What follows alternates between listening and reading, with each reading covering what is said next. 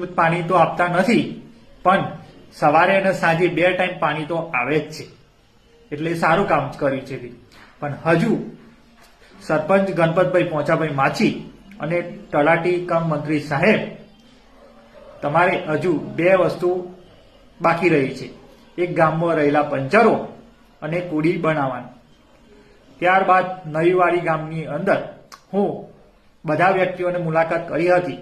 તેમાં રમેશભાઈ બીજલભાઈ માછી સરપંચ ની અંદર અને તલાટી કમ મંત્રી સાહેબ, નવીવાડી ગામની અંદર નિયમિત પાણી આવતું નથી, અને બીજું ગામની અંદર પંચરો ઘણા થયેલા છે, અને કુડી પણ બનાવેલી નથી, અને ટાંકો બી સાફ કરેલો નથી, એવું નવીવાડીના ગામના લોકોએ મને રજૂઆત કરી હતી.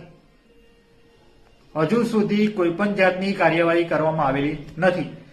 ટાંકા